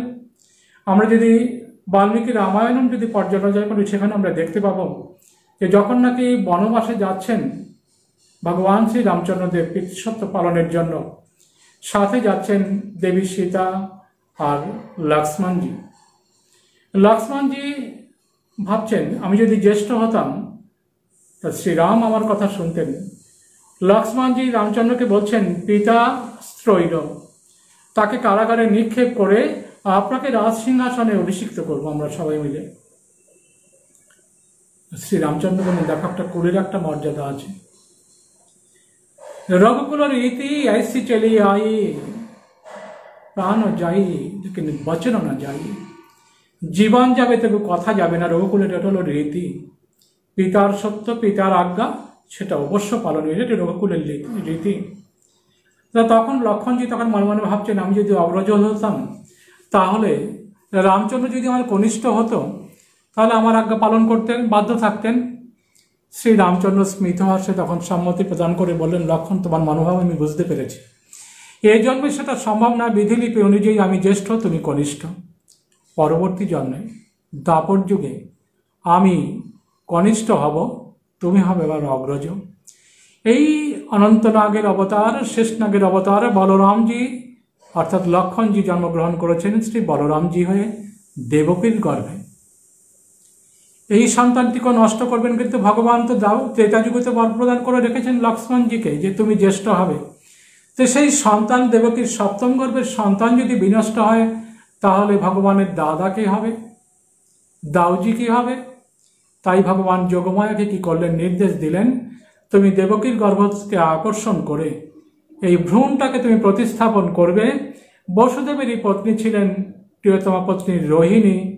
কংসের ভয়ে ভীতা হয়ে তিনি কি করেছেন, তখন তিনি নন্দালয়ে আছেন। তাই রোহিণীর গর্ভে এই ভ্রূণকে তুমি প্রতিস্থাপন করে দেবে। যোগমায়া তাই করলেন। সকলে কিন্তু জানল দেবকীর গর্ভস্রাব হয়ে গেছে, অর্থাৎ গর্ভটা নষ্ট হয়ে গেছে। কংস সেটা জানলেন। তো সপ্তম গর্ভ জন্মগ্রহণ করবেন পরবর্তী সময় আমরা দেখব। এই যে ঝুলন পূর্ণিমা তিথি গেল, ভগবান জন্মগ্রহণ করেছেন ভাদ্র মাসের কৃষ্ণপক্ষের অষ্টমী তিথিতে। আর তার আগে আপনার যে পূর্ণিমা তিথি, শুক্লা পূর্ণিমা তিথি, মাত্র 8 দিন আগে এই তিথিতে জন্মগ্রহণ করেছেন। ভগবানের থেকে 1 বছর 8 দিনের অগ্রজ ছিলেন বলদেব বা বলরাম। তিনি জন্মগ্রহণ করেছেন নন্দালয়ে। ভগবান যখন জন্মগ্রহণ করবেন, তখন যখন ভগবানের, আমি আগেই বলেছি, জন্ম প্রাকৃত জন্ম নয়, অপ্রাকৃত জন্ম, ঐশী জন্ম। বসুদেব দেবকীর ঘরকে আলোকিত করে দেবকীর গর্ভে ভগবান যখন জন্মগ্রহণ করলেন, তার ঐশী শক্তি বলে তিনি জন্মগ্রহণ করলেন, দেবকীর গর্ভে তিনি আসলেন। তা বৈকুণ্ঠের ভগবান মর্তলীলা সম্পাদনের জন্য দেবকীর গর্ভে জন্মগ্রহণ করলেন। আমরা বৈকুণ্ঠতে সবাই সশরীরে যেতে পারি না, কিন্তু সাধারণ মানুষ মর্তমান আমরা কি করে আমরা ভগবানের আমরা ঐশী লীলাকে আমরা প্রত্যক্ষ করব, আমরা ঐশী লীলার রসাস্বাদন কীভাবে করব? তাই পরম কারণিক শ্রী ভগবান আমাদেরই মতো মানব শরীরে জন্মগ্রহণ করবেন। গর্ভে এসছেন দেবকী, কিন্তু দেবকীর আরও 7 বার গর্ভধারণ করেছেন, কিন্তু এই রকম দেহের এই সুষমা অঙ্গের সৌষ্ঠব্য এবং জ্যোতি কিন্তু কখনো দেখা যায়নি। ভগবান যখন গর্ভে আসলেন, অপূর্ব জ্যোতি দীপ্তি কারাকক্ষ আলোকিত হয়ে আছে দেবকীর অঙ্গ দীপ্তিতে। সেই সময় একদিন দেবর্ষী নারদ আবার আসলেন, এসে বলছেন, রাজন, তুমি বড় নির্বোধ, খুব সহজ সরল, তুমি কি দেখেছো দেবকীকে, তার অঙ্গের জ্যোতি? তা আমার যা মনে হয়, দেবর্ষী নারদ বলছেন, স্বয়ং ভগবানের বিষ্ণু এইবার জন্মগ্রহণ করবেন দেবকীর গর্ভের থেকে। আর এই যে যদুকুলে যাদের দেখতে পাচ্ছ, যদুকুলের এরা সকলেই কিন্তু দেবতা। কংসকে আগেও বলেছিলেন দেবর্ষী নারদ। আর তখন দেববিদ্বেষী কালনেমী নামক অসুরই যখন দেবর্ষী নারদ বলেছিলেন, তুমি পূর্বজন্মে ছিলে কালনেমী নামে অসুর দৈত্য, তোমাকে ভগবানের বিষ্ণু তোমাকে বধ করেছিলেন। পূর্বজন্মের শত্রুতাকে স্মরণ করে কি করলেন, এই কংস কি করলেন, সমস্ত যদুকুলের সবাইকে বিদ্বেষ করতে লাগলেন। প্রাণ ভয়ে যদুকুলের সকলে আপনার পালিয়ে চলে গেল ভারতবর্ষের বিভিন্ন জায়গায়, বনাঞ্চলে, পাহাড়াঞ্চলে তারা গিয়ে তার প্রাণটা বাঁচিয়ে গেল। ছিলেন গুটি কয়েক ব্যক্তি, তাদের মধ্যে একজনকে পাবো আমরা অক্রূর। শুধু যে বেঁচে থাকার তাগিদে নয়, ভগবান কখন আবির্ভূত হবেন তার এই যে ভাগবতীর লীলাকে প্রত্যক্ষ দর্শনের আশায় তিনি কিন্তু কংসকে পরিত্যাগ করে ভয়ে কিন্তু পালিয়ে যায়নি, কংসকে বরঞ্চ সন্তুষ্ট করার চেষ্টা করেছেন আমরা দেখব। তো ভগবান যখন আসলেন দেবকীর গর্ভে, তখন দেবর্ষী নারদ এসে বলছেন যে দেখো, যা মনে হয় বিষ্ণুই স্বয়ং জন্মগ্রহণ করবেন, এবার তুমি চিন্তা করে দেখবে কি করবে। আর ভগবান যখন জন্মগ্রহণ করবেন ঠিক তার আগে যখন দেবকীর গর্ভে যখন আসবেন, যোগমায়াকে তিনি নির্দেশ দিলেন, নন্দপত্নী নন্দরাজার পত্নী, বসুশ্রেষ্ঠ দ্রোণ ছিলেন নন্দরাজা, তার পত্নী ছিলেন ধরাদেবী, আর এই দ্রোণ আর ধরাদেবী জন্মগ্রহণ করেছেন নন্দবাবা রূপে আর মা যশোদা রূপে। বলছেন তুমি যশোদার গর্ভে তুমি কন্যা রূপে উৎপন্ন হবে। আর তারপর কি করবে, পিতা বসুদেব আমাকে নিয়ে রেখে আসবেন যশোদার কোলে, আর তোমাকে নিয়ে চলে আসবেন, রেখে দেবেন দেবকীর কোলে। আর কংস পুরো স্বভাব ভসে তোমাকে বধ করতে চাইবে, তুমি অবদ্ধা, নিত্যা, তুমি দুর্গা, অনেক নাম তার। তো এইরকম যখন বললেন তখন আর কি, তখন আপনার গর্ভে, যশোদার গর্ভে তখন জন্মগ্রহণ করলেন এই যোগমায়া। ভগবানেরই মায়া শক্তি যোগমায়া, ভগবানের কনিষ্ঠা ভগিনী রূপে তিনি জন্মগ্রহণ করবেন যশোদার গর্ভে। ভাদ্র মাসের কৃষ্ণপক্ষের অষ্টমী তিথি, এই অষ্টমী তিথিতে আপনার এই ভগবান জন্মগ্রহণ করবেন। মাঝ রাতে যখন আপনার চন্দ্রের উদয় হবে, সমস্ত পৃথিবীকে যখন আলোকিত করবে, আর এই যোগটাকে বলে অষ্টমী তিথি। রোহিণী নক্ষত্র যখন চন্দ্রের সাথে মিলিত হন, সেই যে যোগটা তাকে বলে আপনার জয়ন্তী যোগ। আগামীকাল রাত্রিবেলা জয়ন্তী যোগ। ভগবানের দিব্য যখন আবির্ভাবের সময়, জন্মগ্রহণের মানবরূপে জন্মগ্রহণের সময় যখন এই জয়ন্তী যোগে ভগবান আবির্ভূত হয়েছিলেন, আমরা দেখব ভগবান যখন আবির্ভূত হবেন সেইখানে আকাশ নির্মল, নক্ষত্ররা মিটিমিটি করে আলোক দিচ্ছে, চাঁদের উদয় হয়নি, রোহিণী নক্ষত্র তখন, পৃথিবী সুগন্ধবাহ, ফুল ফুটেছে, তার গন্ধ বইছে, ধরিত্রী নির্মল, নদী সরোবরের জল সব স্নিগ্ধ জল, সব টলটলে জল, ঘোলা ভাবটা, বর্ষার ঘোলা ভাবটা ত্যাগ হয়ে গেছে, সুন্দর। রাত্রিবেলা শালুক ফুটে উঠেছে, বিভিন্ন সব ফুলগুলো, সব সুগন্ধ বাহ ফুলগুলো সব ফুটে উঠেছে, সুনির্মল বায়ু প্রবাহিত হচ্ছে, সুগন্ধ প্রবাহিত হচ্ছে। যজ্ঞের পরে নিভে গিয়েছে যেসব আগুন, সেইগুলো আবার সুগন্ধ নিয়ে সেসব অগ্নিগুলো প্রজ্বালিত হচ্ছে। তা সেই সময় মথুরা ছেড়ে চলে গেছেন যদুকুলের প্রায় অনেকেই, ঋষিমণি সকলেই মথুরাকে পরিত্যাগ করেছেন। কেন? কারণটা কি? কংসের নির্দেশে তার অনুচরেরা, সমস্ত দৈত্যরা মিলে কি করলো, সমস্ত মুনি ঋষি ব্রাহ্মণ এদের সকলকে বধ করতে লাগলো। কেন? কারণ কি? অনুচরেরা তারা মন্ত্রণা করে স্থির করলো যে বিষ্ণুর যে শক্তি, বৈষ্ণব শক্তি, তার বিকাশ কিভাবে সম্ভব? যজ্ঞের দ্বারা সম্ভব, তপস্যার দ্বারা সম্ভব, শ্রাদ্ধের দ্বারা সম্ভব, জপের দ্বারা সম্ভব। তাই এইগুলোকে শুভ যে কোনো কিছু, সেগুলোই ভগবান শ্রী বিষ্ণুর সত্য, তারপর আপনার পরোপকার, কল্যাণ, এসবগুলো ভগবান শ্রী বিষ্ণুর তা শক্তি বৃদ্ধির পক্ষে সহায়ক। এই সমস্ত কিছুকে কী করতে হবে? এই সব পরিত্যাগ করতে হবে, সব কিছুকে বিনষ্ট করে দিতে হবে। সেই সময় সব বিনষ্ট হয়ে গেছে। ভগবান শ্রীকৃষ্ণের পূর্ণ আবির্ভাবের সময়ে, ঠিক আবির্ভাবের প্রাং মুহূর্তে কী করলেন, হঠাৎ দেবকী দেখছেন যে সমগ্র কারাকক্ষ যেন এক সুন্দর এক জ্যোৎস্নালোকে আলোকিত। ভগবান আবির্ভূত হলেন। আমি আগেই বলেছি ভগবান জন্মগ্রহণ করেননি, ভগবান দেবকীর কারাকক্ষে আবির্ভূত হয়েছিলেন। ভগবানের জন্ম হয় না, জন্ম হয় আমাদের সাধারণ মানুষের।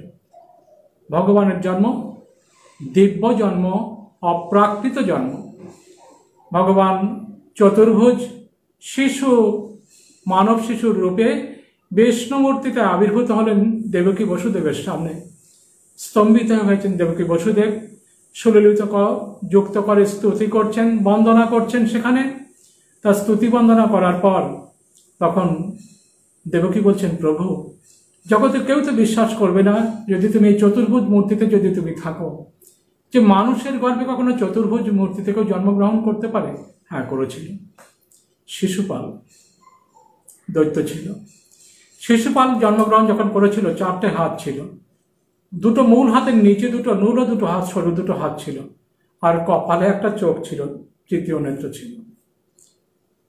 তা জগতের কেউ তো বিশ্বাস করবে না যে ভগবান স্বয়ং মানবীর গর্ভে জন্মগ্রহণ করতে পারে।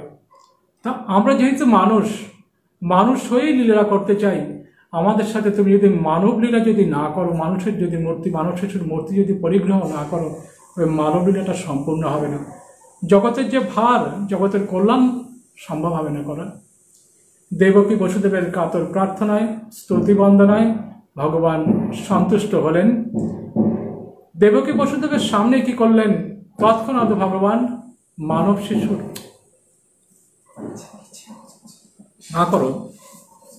মানব শিশুর মূর্তি পরিগ্রহ করলেন। তখন তিনি যখন পরিগ্রহ করলেন, তখন এই ভাদ্র মাসে কৃষ্ণপক্ষের অষ্টমী তিথি, সেই তিথিতে আপনার জয়ন্তী যোগ, রোহিণী নক্ষত্রতে চন্দ্রের মিলনের সময়টা যে যোগটা জয়ন্তী যোগ, জন্মগ্রহণ করলেন মধ্যরাত্রে শ্রী ভগবান। জন্মগ্রহণ করে তখন দেবকী বসুদেবকে ভগবান তখন বাণী প্রদান করছেন, যে দেবকী বলছেন, প্রভু, তোমাকে তো রক্ষা করতে পারবো না। কিছুক্ষণ বাদেই যখন কংসের চরেরা, কারারক্ষীরা যখন নাকি জানতে পারবে যে মানব শিশুর ক্রন্দনের ধ্বনি, তুমি মানব শিশুরূপে যখন এসছো, তো তখন কিন্তু কি করবে? তোমাকে কংস তখন তোমাকে বধ করবে। তখন ভগবান শ্রীকৃষ্ণ তখন বর প্রদান করে বলেন, মা ভয় পেও না, আমি নিজেকেও রক্ষা করব, তোমাদেরও রক্ষা করব। বসুদেবকে বলেন, তুমি একটা কাজ করো, গোকুলে জন্মগ্রহণ করেছে নন্দরাজার পত্নী যশোদার গর্ভে একটি কন্যা, তুমি সেই কন্যাটিকে নিয়ে আসবে আর আমাকে তুমি রেখে আসবে যশোদার কোলের কাছে। তা যখন নাকি এরকম বললেন যে যশোদার গর্ভজাত কন্যাকে দেবকীর কোলের কাছে শুয়ে দেবে, যশোদার একটি সন্তান হয়েছে, এইটুকু যশোদা মাত্র জেনেছিলেন। গর্ভ যন্ত্রণায় কাতরা ছিলেন তিনি। একটা সন্তান প্রসব করেছেন তিনি, সন্তানটি পুত্র না কন্যা তিনি কিন্তু জানতে পারেননি। দেবকী তো ভগবানকে দেখেছেন, ভগবান বিষ্ণু আবির্ভূত হয়েছেন চতুর্ভুজ মূর্তিতে, তার কৌস্তুভ মণি, তার গলায় বুকে শ্রীবৎস চিহ্ন, কেউর কুণ্ডলধারী ভগবান জ্যোতির্ময় মূর্তিতে আবির্ভূত হয়েছেন। তারপরেই ভগবান যখন মানব শিশুর মূর্তি কী করলেন, সঙ্গে সঙ্গে মানব শিশুর মূর্তি পরিগ্রহ করলেন। একটা পাত্রের মধ্যে কাপড়ের উপরে শায়িত করে কী করলেন, বসুদেবজি নন্দালয়ের দিকে যাচ্ছেন। হাতে পায়ে শৃঙ্খল শেকলগুলো খুলে গেল সব, কারাকক্ষের লোহার শেকল তালা ছিল সব খুলে গেল ঐশী মায়াতে। বসুদেব যাচ্ছেন, প্রবল বর্ষণ শুরু হলো, যাতে আপনার কেউ যাতে নগরবাসীকে দেখতে না পায়, বসুদেব জাগ্রত ছিল না কেউ, সব মায়াভূমি সব অচেতন ছিল। অনন্ত নাগ কী করলেন, সহস্র ফণা বিস্তার করে বসুদেবের ওপরে, সেই পাত্রের ওপরে, যে পাত্রে করে ভগবানকে নিয়ে যাচ্ছেন, একটা ধামায় করে আর কি, তার উপরে ফণা বিস্তার করলেন যেন ভগবানের গায়ে এক ফোঁটা যেন জল না লাগে। এই অনন্ত নাগের কিন্তু অবতার, শেষ নাগের অবতার বলরামজি, বলভদ্রদেব। তা নিয়ে যাচ্ছেন, সেখানে গেলেন তিনি। তখন যমুনা পার হয়ে যমুনার অপর পারে নন্দ রাজার সেই আলয়, সেখানে যেতে হবে, নন্দালয়ে যাবেন তিনি। তা যমুনা তখন চিন্তা করছেন যে প্রবল বাড়ি বসানের স্ফীতবক্ষা, চিন্তা করছেন যে ভগবানকে তো নিয়ে যাচ্ছেন। সমুদ্র মন্থনের সময় শ্রী রামচন্দ্র রূপে যখন ভগবান এসেছিলেন, তখন সমুদ্র মন্থনে যখন বরুণদেব তাকে সহায়তা করেনি, তখন কি করেছিলেন, সেই লঙ্কায় যাবার জন্য সেতু বন্ধন করার জন্য তখন কি করেছিলেন, বরুণ দেবী বলেছিলেন, আমার ওপর দিয়ে সেতু বন্ধন করুন, আমি স্থির হয়ে থাকব। তা তখন তো পথ করে দিয়েছিলেন। তো এখন এই কৃষ্ণ অবতারে যদি পথ করে না দেই, তাহলে ভগবানের অবমাননা হয়। আর আমার কত সৌভাগ্য যে ভগবান যাচ্ছেন আমার বুকের ওপর দিয়ে পিতা বসুদেবের মাথায় করে। তিনি কি করলেন, তখন মাঝখানে পথ করে দিলেন, একটা শ্রীগাল পথ দেখে নিয়ে চলল। স্ফীতবক্ষা যমুনা, কিন্তু মাঝখানটায় একটা মাত্র মানুষের চলার মতো পথ, শুকনো বালি সেখানে ছিল। পৌঁছে গেছেন নন্দালয়ে। গভীর রাত্রি নন্দালয়েও কিন্তু আপনার ভগবানের মায়ায় মোহিত হয়ে, যোগমায়ায় বিমোহিত হয়ে, যেমন মা যশোদা শক্তিমগ্না, বাবা নন্দরাজা এবং নন্দালয়ের সকলেই, গোকুলের সকলেই কিন্তু তখন গভীর নিদ্রায় আচ্ছন্ন। খুব সহজেই পৌঁছে গেলেন বসুদেব। আবার যেমন গিয়েছিলেন ঠিক তেমনভাবেই ফিরে আসলেন। ফিরে এসে যেই না তিনি ফিরে এসছেন কারাকক্ষে, আবার কারাকক্ষে শৃঙ্খলিত হয়ে গেল, তালা লেগে গেল এবং বসুদেব দেবকীর হাতে পায়ের শৃঙ্খলগুলো আবার লেগে গেল স্বাভাবিকভাবে। কিছুক্ষণ বাদেই সেই কন্যা কেঁদে উঠল।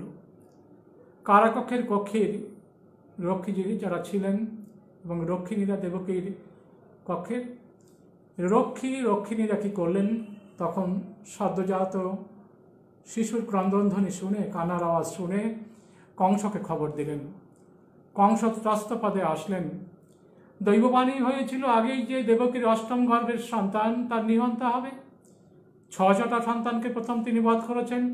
সপ্তম গর্ভে কংস জানতেন যে দেবকীর গর্ভস্রাব হয়েছে, কিন্তু বলরাম জন্মগ্রহণ করেছেন, নন্দালয়ে জন্মগ্রহণ করেছেন রোহিণীর গর্ভ থেকে, আর এটা হলো অষ্টম গর্ভ। এই সন্তানটি তার বধের কারণ হবে জেনে কী করলেন, তিনি তখন দেবকীর কাছে আসলেন, দেখলেন একটি কন্যার সন্তান। দেবকী বললেন, দেখো এই কন্যাকে তুমি বধ করো না, আমার তো 6টা সন্তানকে তুমি বধ করেছ, তো এই সন্তানটিকে অন্তত আমার বুকের কাছে রাখো, আমি একটা অবলম্বন অন্তত পাবো। আমি প্রতিশ্রুতি দিচ্ছি, এই কন্যাকে তোমার পুত্রবধূ করব, তোমার পুত্রের সাথে এর বিবাহ দেব, এ ভবিষ্যৎ পুত্রবধূ তোমার, তুমি কেন একে বধ করবে? কংস শুনতে চাইলেন না। কংস মনে ভয়টা কিন্তু ঢুকিয়েছিলেন দেবর্ষী নারদ। কেন ভয়টা ঢুকিয়েছিলেন আমাদের একটুখানি জেনে নিতে হবে এখানে। যে দেবর্ষী নারদ বহুবার এসছেন কংসের কাছে, আমি আগেই বলেছি যে প্রথম সন্তান জন্মগ্রহণ করার সময় এসেছিলেন, এসে বলছেন, দেখো দেবতাদের কোনো বিশ্বাস নেই, কে বলতে পারে যে বিষ্ণু অষ্টম গর্ভে নয় প্রথম গর্ভে জন্মগ্রহণ করবে না? তারপরে এই 7টা সন্তান যদি নাকি বলশালী হয়ে, যদি নাকি অষ্টম গর্ভের সন্তানের সাথে যদি নাকি একাত্ম হয়, মহাপরাক্রমশালী হয়ে যাবে, তুমি তাদের সাথে পেরে উঠবে না। তা ওই যে ভগবানের যে আগমন মর্তভূমে, সেই আগমনকে ত্বরান্বিত করার জন্য দেবর্ষী নারদ কী করলেন, সুকৌশলে একটা ভীতি ঢুকিয়ে দিলেন কংসের মনের ভিতরে। শ্রীমদ্ ভাগবত গ্রন্থ বলছেন খুব সুন্দর করে, यत्र यत्र मनोदेहि धारयते सकलं धिया स्नेहात् देशात् भयात् वापि तत्तत्प्राप्य स्वरूपतम। কোনো দেহধারী ব্যক্তি বা বস্তু যদি নিরন্তর, কোনো দেহধারী ব্যক্তি বা বস্তুর যদি নাকি নিরন্তর চিন্তন করতে থাকে, কিভাবে? স্নেহাৎ প্রীতিবশত, দেশাৎ বিদ্বেষবশত এবং ভয়াৎ ভয়বশত, তবে সেই ব্যক্তি বা বস্তুর স্বরূপটাকে প্রাপ্ত হবে। কংস কী করবে? কংসের উদ্ধারের জন্য দেবর্ষী নারদ এসেছিলেন, তার মঙ্গলের জন্য। তা কংস যেই নাকি ভগবান বিষ্ণুর ভয়টা দেখিয়ে দেওয়া হলো, পূর্বজন্মে তোমাকে বধ করেছিল, এই জন্মও তোমাকে বধ করবে, এই যে ভয়টা যখন প্রবেশ করলো, তখন থেকে কংস কী হলো, নিরন্তর শুধু এই দেবকীর যে অষ্টম গর্ভের সন্তান এবং বিষ্ণু, এই বিষ্ণুর চিন্তা করতেন। খেতে বসেছেন, ভাবতেন এই বোধহয় বিষ্ণু আসলো, ঘুমোচ্ছেন বোধহয় ঘুমের স্বপ্ন দেখতেন বিষ্ণুর, রাজকার্য পরিচালনা করছেন তাও বিষ্ণুর স্বপ্ন দেখছেন, ভ্রমণ করছেন বিষ্ণুর স্বপ্ন দেখছেন। এই কংসের জীবনটা হয়ে গেল বিষ্ণুময়। কঠোর তপস্যায় যোগীরা যেই অবস্থা লাভ করতে পারেন না, দেখুন আপনার দুর্বিনীত কংস কিন্তু কি করলেন, ভগবানের লীলা, বধ লীলা নয়, উদ্ধার লীলা। কংস বধ নয়, ভগবান কংসকে উদ্ধার করেছেন। তো এই ভগবান এই যে এই আগমনের সুসমাচারটি, সন্দেশটি দেবর্ষী নারদ দিলেন, যে নিরন্তর কি করবে, ভয়বশত কংস চিন্তা করতে থাকবে শ্রী ভগবানের, করতে করতে করতে করে ভগবতময় হয়ে যাবে, আর যখন এইরকম হবে তখন মৃত্যু হলে কি হবে, ভগবানের সাথে মিলিত হয়ে যাবে। সেই শিশুকে নিয়ে যখন কন্যা শিশুকে নিয়ে কি করলেন, পাথরের মধ্যে যেমন 6টি পুত্র সন্তানকে হত্যা করেছেন, দু হাতে দুটো পায়ে ধরেছেন ছোট্ট শিশুটি, আছাড় মারবেন শিলার উপরে, আর সেই সময় হাত ফসকে সেই শিশু কন্যা আকাশে অষ্টভুজা দেবী মূর্তিতে তিনি প্রকাশিত হলেন। তার প্রকাশিতই বলছেন, হে দুর্মতি, তুই আমাকে বধ করতে চাইছিস? তোর যে নিহন্তা কোথাও তিনি জন্মগ্রহণ করেছেন। সেই যে সন্তান, সেই কন্যা সন্তানটি তার আপনার কি কি নাম হয়েছিল? মর্তলোকে তার নাম দুর্গা, ভদ্রকালী, বিজয়া, বৈষ্ণবী, কুমুদা, চণ্ডিকা, কৃষ্ণা, মাধবী, কনকা, মায়া, নারায়ণী, ঈশানী, শারদা, অম্বিকা, আরও অনেক অনেক নাম। তো এই তখন বললেন, দেখ তোর যে নিহন্তা তিনি অবশ্যই কোথাও না কোথাও জন্মগ্রহণ করেছেন, কিন্তু স্পষ্টীকরণ করলেন না যে গোকুলে জন্মগ্রহণ করেছেন তিনি, যে দেবকীর গর্ভে জন্মগ্রহণ করে তারপর গোকুলে তিনি বর্ধিত হচ্ছেন। বললেন কোথাও না কোথাও তিনি জন্মগ্রহণ করেছেন। সেই কন্যাকে বধ করতে পারলেন না। রাতটা বিনিদ্র কাটল কংসের। পরদিন কি হলো, আপনার রাজসভায় বসেছেন, চানুর, মুষ্টিক, অঘাসুর, বকাসুর, নরকাসুর সমস্ত দৈত্যরা সব সমবেত হয়েছে মন্ত্রণা করার জন্য। গোপন মন্ত্রণায় তখন ঠিক হলো, দৈত্যরা বলো, দেখুন বিষ্ণু যদি অবতীর্ণ হয়েই থাকেন, আর যদি দেবতারা যদি নাকি যদুবংশে জন্মগ্রহণ করেই থাকেন, বা কি অসুবিধা তাতে আমাদের? আপনি যখন পূর্বজন্মে যখন কাল নেমে দৈত্যরূপে যখন আপনি ধনুকে টঙ্কার দিয়েছিলেন, সমস্ত দেবতারা ভয়ে পলায়ন করেছিল। কেউ কেউ বা আপনার মুক্তকেশ মাথার চুল খুলে দিয়েছিল, কেউ বা আপনার কাছে ক্ষমা প্রার্থনা, জীবনটাকে প্রার্থনা করেছিল। দেবতারা দুর্বল, আপনি সবল, আমরা সবল। তা আমরা একটা করতে পারি যে যদি নাকি জন্মগ্রহণ করেই থাকে শিশু, তা আমরা কম বেশি 10-12 দিন আগের থেকে যেসব শিশু জন্মগ্রহণ করেছে এইসব অঞ্চলে, মথুরা এবং গোকুলে সমস্ত শিশুকে আমরা বধ করব। মন্ত্রণার সিদ্ধ করার জন্য কি করলেন, প্রথমেই আপনার 6 দিনের দিন যাকে পাঠালেন, এই অঘাসুরের বোন, অগমনের পাপ অঘাসুরের বোন পুতনাকে।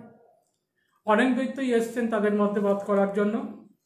এই অঘাসুরের বোন পুতনাকে আপনার পাঠালেন, অঘাসুর পাঠালেন কংসের নির্দেশে।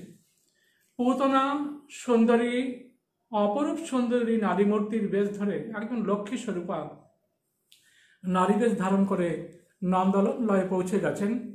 তার আগে অনেক শিশুকে বধ করেছেন দৈত্যরা, পুতনাও অনেকে বধ করেছেন। শিশু রক্তে তার হাত রাঙিয়ে গেছে। পুতনা কিন্তু এবার কিন্তু ছলনাময়ী নারীর বেশ ধারণ করলেন, অপরূপা সুন্দরী নারীর বেশ। নন্দরাজার গৃহে যদি প্রবেশ করতে হয় অন্দরমহলে, তাহলে সেখানে কি করতে হবে? এমন সুন্দর মূর্তি তিনি ধরলেন, অলঙ্কারে সজ্জিতা হলেন, কেউ সন্দেহই করল না। অক্লেশে তিনি পৌঁছে গেছেন নন্দরাজার অন্দরমহলে। শিশু দোলায় শায়িত, সেখানে কি করলেন, অতর্কিত শিশুকে কোলে নিলেন স্তন্যদান করার জন্য। স্তনে প্রাণঘাতী বিষ মাখানো ছিল। সেই যখন স্তন্যদান করতে গেছেন, আর শিশু ভগবান শ্রীকৃষ্ণ কি করছেন, পুতনাকে মাতৃমর্যাদা দেবার জন্য তার স্তন্যপান করতে লাগলেন। তো এরকম স্তন্যপান যখন করছেন, করতে করতে করতে করতে কি করলেন, তাকে আঁকড়ে ধরে স্তন্যপান করছেন, আর একদম প্রাণকে আকর্ষণ করে স্তন্যদুগ্ধ শেষ হয়ে গেল, রক্ত বেরোতে লাগলো। পুতনা তখন সেই ক্রোধে বিকৃত রূপা রাক্ষসী মূর্তি ধারণ করলেন। সকলে দেখে ভীত হলো সেই রাক্ষসী মূর্তিকে। ভগবান কিন্তু ছাড়লেন না। ভগবানকে আপনি ছাড়তে পারেন, কিন্তু একবার যদি ভগবানকে আপনি যদি ধরেন, ভগবান কিন্তু আপনাকে ছাড়বেন না জন্ম জন্মান্তরেও না, যতদিন না পর্যন্ত ভগবান আপনাকে তার নিজের একান্ত করে নিতে না পারেন। জন্ম জন্মান্তর চলে যাবে, কিন্তু আপনার ভাগবতের শক্তিকে তিনি কিন্তু কখনো উপসংহৃত করবেন না। এটা ভগবানের একটা কার্যসাধন কৌশল। যদি একবার কেউ ভগবানের যদি ভক্ত হয়, জন্ম জন্মান্তরও ভগবানকে সে অবশ্যই পাবে। আপনি ভুলবেন ভগবানকে, কিন্তু ভগবান কিন্তু আপনাকে কিন্তু কখনো ভুলবেন না। আমরা পুতনা চরিত্রটাই পর্যন্ত আজকে বলবো, আজকের বেশি সময় থাকবে না, পরবর্তী সময় চেষ্টা করব ভগবানের দীপ জীবন আলেখ্য আরেকটা শোনার জন্য। তাই একটুখানি আজকে শুনে নিই পুতনা কেন পুতনা আসলেন, প্রথম ভগবানকে বধ করার জন্য কেন পুতনাকে পাঠানো হলো। নন্দ রাজার যে অন্দরমহলে, সেখানে অন্দরমহলে পুরুষের প্রবেশ একটা নিষেধাজ্ঞা থাকে, নারীদের একটা অবাধ প্রবেশ থাকে। অপরূপা সুন্দরী মূর্তি ধরে তিনি আসলেন। তিনি কিন্তু ছিলেন অঘাসুরের বোন, বকাসুরের কনিষ্ঠা, এবং অঘাসুরের কনিষ্ঠা ভগিনী পুতনা ছিলেন। নামটা লক্ষ্য করুন, পুতনা। পুত মানে পবিত্র, না মানে নয়। যার স্বভাবটা পবিত্র নয় তিনি পুতনা। আপনার স্বভাব যদি পবিত্র না হয়, জানবেন আপনার নাম যতই ভালো হোক না কেন, স্বভাবটাকে ভালো করার চেষ্টা করবেন। তা সত্যযুগে বলিরাজা যখন যজ্ঞ করছিলেন, বলিরাজার পত্নীর নাম বৃন্দাবলী। তার একটিমাত্র কন্যা ছিল বলিরাজার, তার নাম ছিল রত্নমালা। বলিরাজা যখন মহাদান যজ্ঞ করছেন, ভগবান শ্রী বিষ্ণু বামন অবতারের সেই দান গ্রহণ করার ছলে, ত্রিপাদভূমি আপনার অধিকার করার ছলে যখন নাকি স্বর্গমর্ত পাতালকে তিনি অধিকার করবেন, সেই সময়ে গেছেন অপরূপ সুন্দর ফুটফুটে শিশুটিকে দেখে। রত্নমালা ছিলেন নিঃসন্তান। তার মনে বাৎসল্য ভাবটা জাগলো যে আমার যদি এইরকম একটা সন্তান থাকতো, আমি তাকে স্তন্যদান করে, তাকে স্নেহ বাৎসল্য প্রদর্শন করে কতই না আমি আনন্দ পেতাম। ভগবান যেই মাত্র রত্নমালার মনে এই ভাবটা উদিত হলো, তখন কি করলেন, শ্রী ভগবান মুখ তুলে তাকালেন রত্নমালার দিকে। রত্নমালা মনে মনে সংকল্প করেছেন, আর শ্রী ভগবানও মনে মনে সংকল্প করলেন, এই জন্মে তুমি আমাকে পুত্ররূপে পাবে না, তবে হ্যাঁ আমি তোমার মাতৃত্ব স্বীকার করব। তারপরে যখন আমি কৃষ্ণরূপে জন্মগ্রহণ করব, তখন তুমি স্তন্যদান করতে পারবে। আর তুমি এই জন্মে যেহেতু অসুর কুলে জন্মগ্রহণ করেছ, তা তুমি এই দাপর যুগে তুমি কি করবে, তুমি অসুর কুলেই, দৈত্যকুলেই তুমি জন্মগ্রহণ করবে। আর তোমার স্বভাবটা কিন্তু খুব একটা ভালো হবে না। কিন্তু তুমি যতই খল স্বভাবের হও না কেন, নিষ্ঠুর হও না কেন, যেহেতু তুমি একবার আমাকে বাৎসল্যের ভাবে, সন্তানভাবে, অপত্যভাবে তুমি চিন্তা করেছো, আমিও মাতৃভাবে তোমাকে স্বীকার করব, এবং সেই জন্মেই তোমার হবে অসুর শরীরের নাশ হবে, দৈত্য শরীরের নাশ হবে, তুমি আমার সাথে মিলিত হতে পারবে। এই রত্নমালাই জন্মগ্রহণ করেছেন পুতনা হয়। তা পুতনা কোলে নিলেন। তা পুতনা যখন স্তন্যপান করতে করতে রক্ত বেরোতে লাগলো, শেষে প্রাণটা পর্যন্ত আপনার ওষ্ঠাগত হতে লাগলো, তখন বিকট মূর্তি ধারণ করলেন।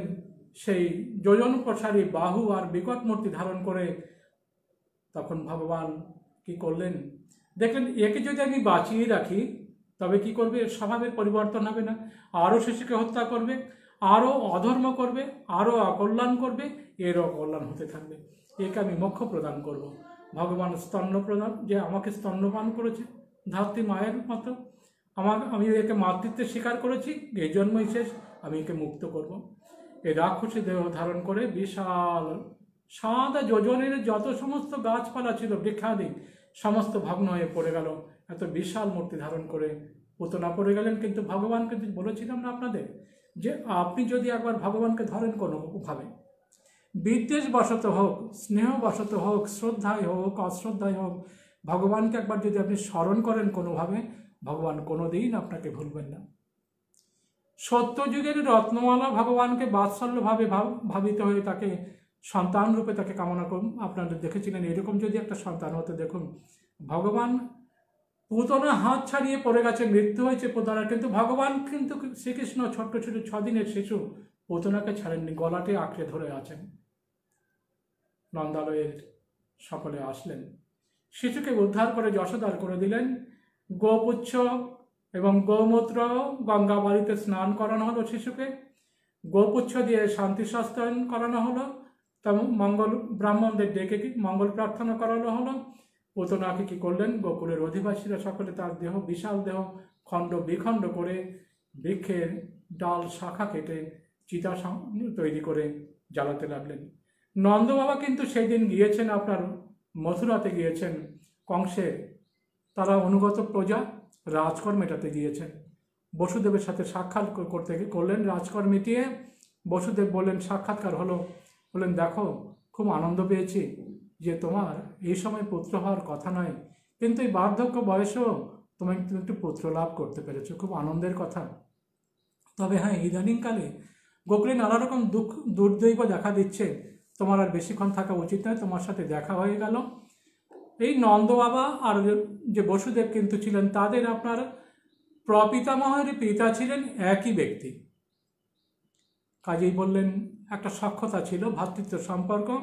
বলছেন আর তোমার কাছেই তোমার আলোয়িত রোহিণী নন্দন বলরামও বেড়ে উঠছে, আর জন্ম হয়েছে তোমারও পুত্রের। বসুদেব কিন্তু জানেন, কিন্তু নিজেই তো রেখে এসছেন তার পুত্রকে।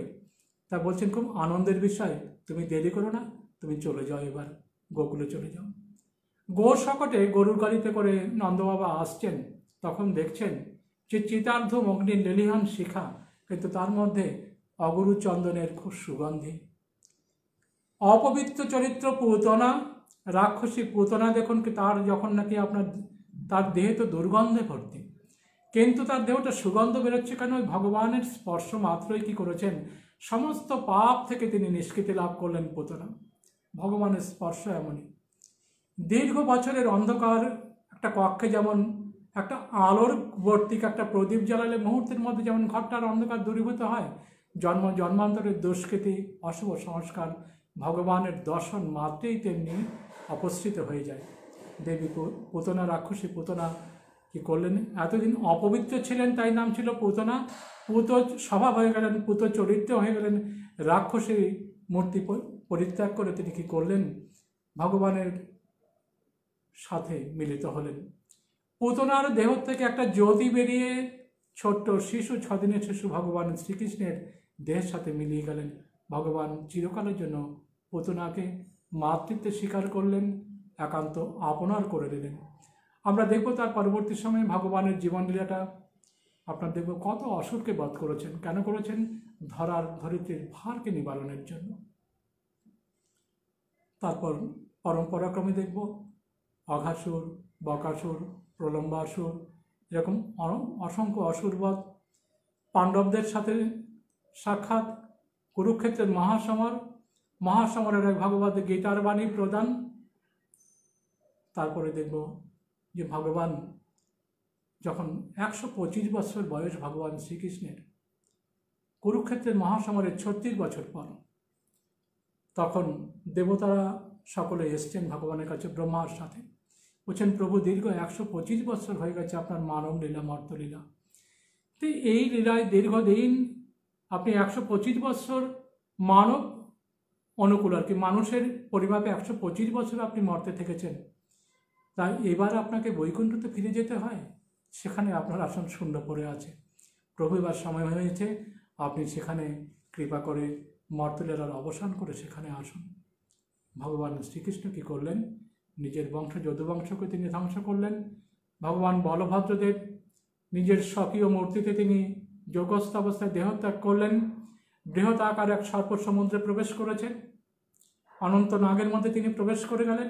আর ভগবান শ্রীকৃষ্ণ যোগস্থ হয়ে, ভগবান শ্রীকৃষ্ণ যখন আবির্ভূত হয়েছিলেন দেবকীর আপনার কংস কারাগারে, দেবকী বসুদেবের কাছে যখন চতুর্ভুজ মূর্তিতে আবির্ভূত হয়েছিলেন, কেন হয়েছিলেন? ভগবান তখন বললেন, দেখো চতুর্ভুজ মূর্তিতে আবির্ভূত হয়েছি তোমাদের সামনে আমার প্রভুত্ব বিস্তারের জন্য, ঈশ্বরত্ব প্রকাশের জন্য নয়। এই কারণে আবির্ভূত হয়েছিলাম, যখন সত্যযুগে কৃষ্ণ আর সত্যপারূপে তোমরা কঠোর তপস্যা করেছিল, তখন চতুর্ভুজ বিষ্ণু মূর্তিতে আবির্ভূত হয়ে আমি তোমাদের বর প্রদান করেছিলাম। কশ্যপ অদিতি রূপে যখন তোমরা তপস্যা করেছো, পুংসবান ব্রত করেছো মা, তো তুমি তখনও চতুর্ভুজ বিষ্ণুমূর্তিতে আবির্ভূত হয়েছিলাম। আর আজ এই চতুর্ভুজ বিষ্ণুমূর্তিতে আবির্ভূত হয়ে যে আমি যে সেই স্বয়ং বিষ্ণু, এবং তোমার যে পূর্বজন্মের তপস্যা, পূর্বজন্মের যে তোমাদের পরিচয়টাকে প্রদান করার জন্যই আমি চতুর্ভুজ মূর্তিতে আবির্ভূত হয়েছি। ভগবান অন্তিম সময়ে চতুর্ভুজ মূর্তি ধারণ করে মর্তলীলা সম্বরণ করবেন, তার কিছুক্ষণ আগেই এসছেন ভগবানের প্রিয় ভক্ত। তখন সেখানে আর কি ভগবানকে প্রশ্ন করছেন, বলছেন প্রভু আপনার মর্তলীলার অবসানে যখন আপনার মানব শরীর যখন নাকি লোকান্তরিত হবে, জগৎ তো সমস্ত কিছুকে অন্ধকারে, অজ্ঞানের অন্ধকার জগৎকে গ্রাস করবে, সমগ্র জগৎকে তখন আলোকবর্তিকা, ধর্মের আলোকবর্তিকা, জ্ঞানের আলোকবর্তিকা দেখাবে। তখন ভগবান শ্রীকৃষ্ণ খুব সুন্দর করে উদ্ধবজিকে বলেছিলেন, ভগবানের মতো প্রায় প্রতিরূপী ছিলেন উদ্ধবজি, ভগবানের প্রিয় ভক্ত। তা উদ্ধবজিকে বলছেন, দেখো উদ্ধব, তুমি বদরিকাশ্রমে ফিরে যাও, আর তুমি চিন্তা করছো জগৎবাসীকে আলো দেখে, আমি প্রতিশ্রুতিবদ্ধ, জগৎকে আমি সৃষ্টি করেছি, জগতের পালন আমি করছি, জগতের সংহারও আমারই শক্তি, যার শক্তি তামসিক শক্তি রুদ্ররূপে সংহার করবে। আর আমার এই পার্থিব দেহের অবসানে জগৎকে আলোকবর্তিকা দেখাবে, জ্ঞানের আলোকবর্তিকা দেখাবে, ধর্মের আলোকবর্তিকা দেখাবে আমারই ঐশী শক্তি, শ্রীমদ্ ভাগবত গ্রন্থ। শ্রী ভগবান উদ্ধবজিকে তখন বলছেন, তিরোধায় প্রবিষ্টায়ং শ্রীমদ্ ভাগবতারণম, পার্থিব দেবের নাশ হবে, কিন্তু আমার সমগ্র ঐশী শক্তিকে আমি রেখে যাব শ্রীমদ্ ভাগবত গ্রন্থের মধ্যে। এই ভাগবত গ্রন্থই জগৎবাসীকে ধর্মের আলোকবর্তিকা দেখাবে। আর এই গ্রন্থটি যারা অধ্যয়ন করবেন বা আমার জীবন আলেখ্য যারা শ্রবণ করবেন, তাদের জীবন হবে দিব্য জীবন, মানুষ রূপে তারা হবেন দেবতা, এবং মানবদেহের অবসানে তারা আমার মধ্যেই তারা অবস্থান করবেন। যারা আজকের এই পুনঃ অনুষ্ঠানটি শুনলেন, শ্রোতা বন্ধুরা, নিশ্চিন্ত থাকুন, ভগবানকে স্মরণ করুন, ভগবানকে আপনার প্রিয়, প্রেমময়, একমাত্র আশ্রয়নীয় বলে গ্রহণ করুন। দেখবেন ভগবানের কৃপা আশীর্বাদে আপনার জীবন, দিব্য জীবন, ভাগবত জীবন আপনি লাভ করবেন, শাশ্বত জীবন আপনি লাভ করবেন, যেই জীবনের কখনো চ্যুতি হয় না। শ্রী ভগবান ভগবত গীতামুখে বলছেন যে দেখো, আব্রহ্ম ভুবনার লোকা পুনরাবর্তী ন অর্জুন, ব্রহ্মলোক পর্যন্ত, সত্যলোক পর্যন্ত সমস্ত লোক থেকে ফিরে আসতে হয় মর্তলোকে, কিন্তু আমাকে যে একবার লাভ করে বলছেন তার আর জগতে ফিরে আসতে হয় না। শ্রোতা বন্ধুরা, একবার যদি ভগবানকে এরকম আঁকড়ে ধরতে পারেন, পিতা রূপে, বন্ধু রূপে, সখা রূপে, মাতা রূপে, গুরু রূপে, জানবেন এই আশ্রয়টা হবে পরমাশ্রয়। ভগবানের পরমাশ্রয় লাভ করুন সকলেই প্রার্থনা জানাই। আপনাদের সকলের মঙ্গল হোক, কল্যাণ হোক। যদি সম্ভব হয় ধারাবাহিকভাবে শোনাতে থাকব ভগবানের দিব্য জীবন আলেখ্য। আগামী সপ্তাহের প্রোগ্রাম আমরা আবার পোস্টার দিয়ে জানিয়ে দেব, শুনবেন সকলে। আর এই পূর্ণ অনুষ্ঠানটি আপনার পরিবারের সকলকে শোনাবেন, বন্ধুদের শোনাবেন। আপনাদের সকলের মঙ্গল হোক, কল্যাণ হোক। সবাইকে নমস্কার, জয় শ্রীহরি, ওম শান্তি শান্তি শান্তি।